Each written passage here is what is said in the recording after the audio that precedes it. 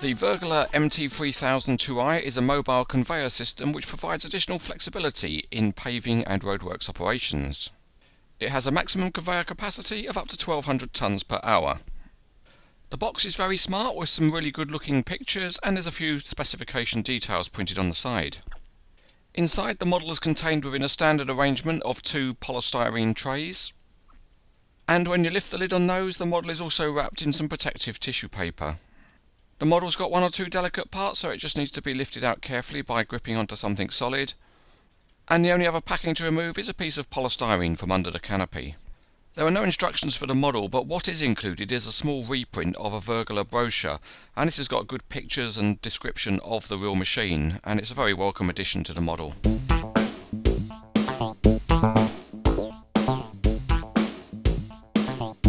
It's fairly simple underneath with rubber tracks, and it's good to see that the main drive belt through the machine is actually modelled with a rubber belt.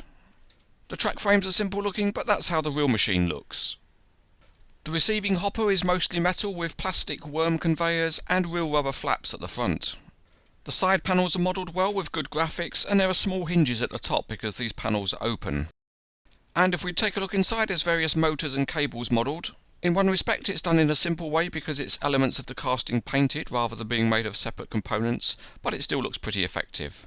The operator's area is very good with a metal canopy over non-slip flooring, and the tiny control console is really good with realistic small joysticks. All of the handrails on the model are metal, and they're a good size considering the scale. The connection point for the conveyor looks interesting with many details and hydraulic hoses which are neatly clipped on. The conveyor has a plastic top section, and there's a fabric covering which hides the lattice work. And inside there's a real rubber belt. On the underside the structure is also visible, and there's a mesh grille. The conveyor drive motors are hydraulic, so there are hoses which run to the motors, and there are also lights represented by silvered surfaces at the end of the conveyor.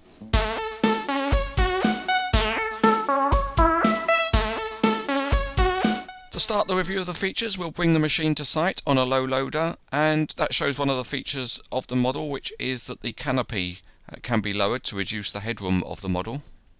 And when the machine is ready to be put to work, the canopy can just be raised up into position. Although it doesn't click into place, it doesn't flop down either. The model has rubber crawler tracks, but really they're very stiff indeed, and you can't really push the model along and get the crawler tracks to work. If you use your fingers directly on the rubber tracks, then you can move them, but they are very tight, and so they're not really free rolling at all. The mechanism at the receiving hopper is very good because it's got pivoting rollers at the front for engaging the trucks.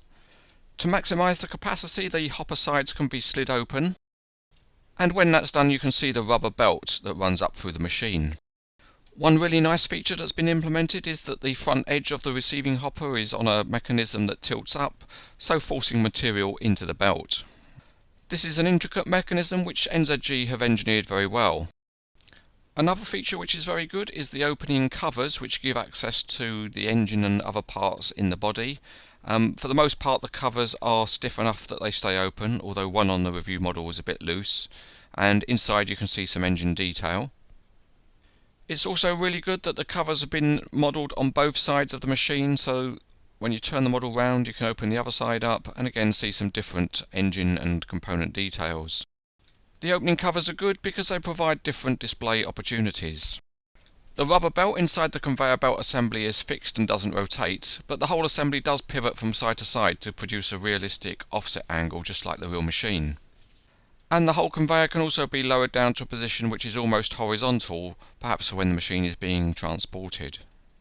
The functionality inside the operator's area is very good. The control console slides on a rail from side to side, and not only that, but it also fully rotates. This allows the machine to be driven from the seats either on the right or left side, and both seats do move outwards to provide a better view for the operator. The seats themselves also rotate, and if it's either raining or a bit too sunny, then you can open up the canopy extension on either side. If you've got other models, you can pose the PowerFeeder in a mini diorama, so here it's feeding a Super 1900 paver with a truck loading up the PowerFeeder. This is an excellent model of an unusual machine by NZG. The details are very good and there are plenty of interesting features. Models of machines from the Wirtgen group are always to a high standard, and this one is outstanding.